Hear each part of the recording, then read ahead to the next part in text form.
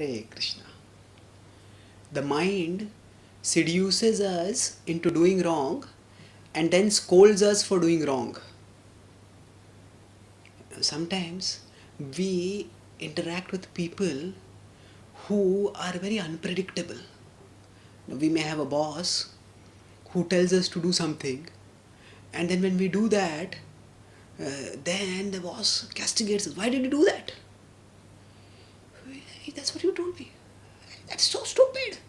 You shouldn't have done that. You only told me. Now the boss doesn't even listen to us. You only told me.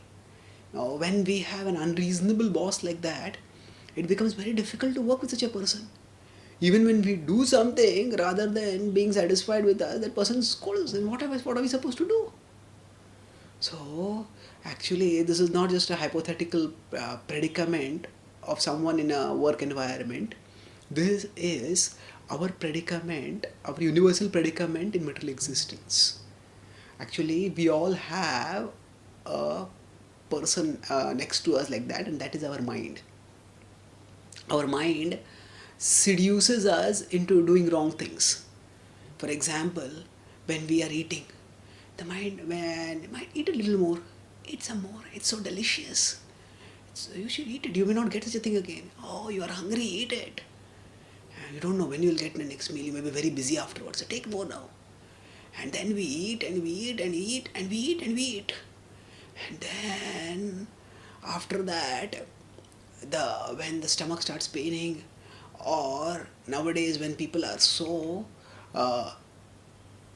heavily figure conscious, so people start worrying about obesity, they get disorders like bulimia, and then what happens is the same mind which prompted us to eat to overeat now starts chastising us. You fool! Don't you have any common sense? Why did you have to gorge like that, like a pig? Why can't you use it? When will you learn? You are such a total idiot. And sometimes people get so distraught by, a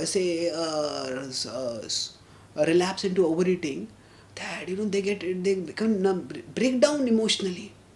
So we may not have the specific problem of overeating, but we can all see ourselves in the situations where the mind makes us do wrong things, and then it takes the moral high ground and chastises us for doing the wrong thing.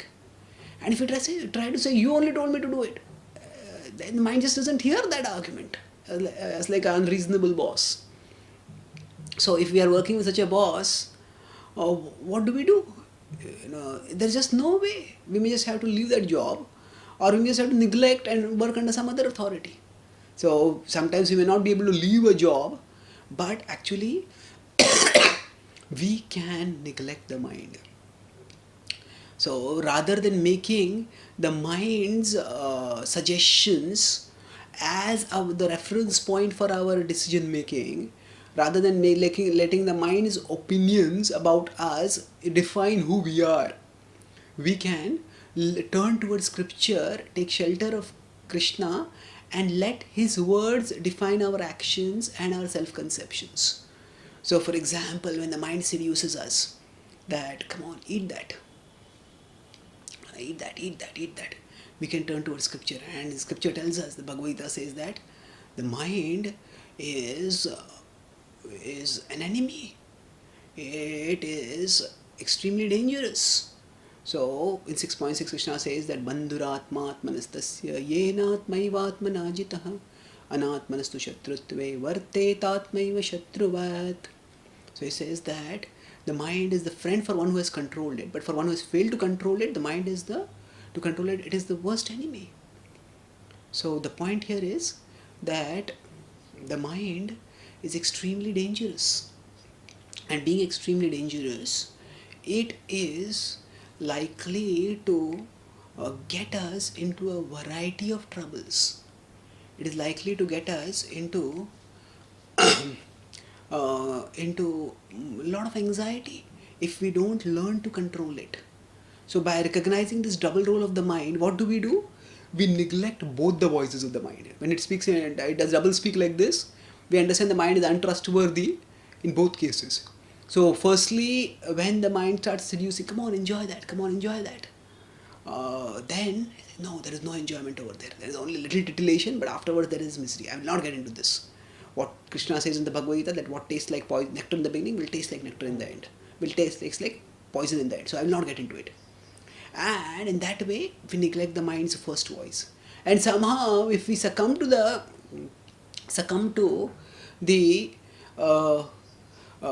mind, and then we give into it, and we do something, we say over it, then at that time, at least at that time, we made the first mistake of hearing the mind, but we shouldn't make the second mistake of hearing the mind again.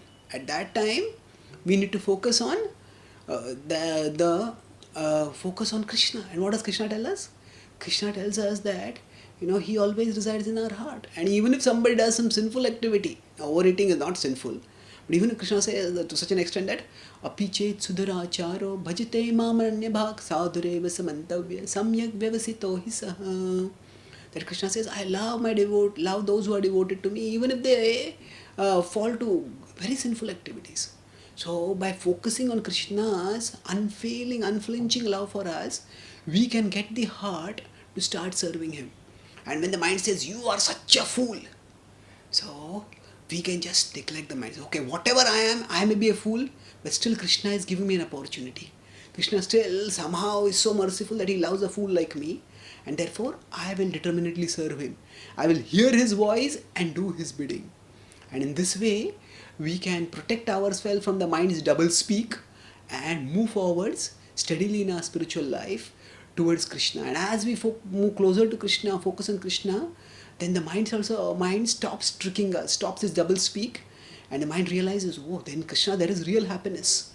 And the mind starts speaking with us, to us in the same way that Krishna is speaking. Then it becomes our friend, and then our spiritual life becomes joyful, perennially joyful. Thank you. Hare Krishna.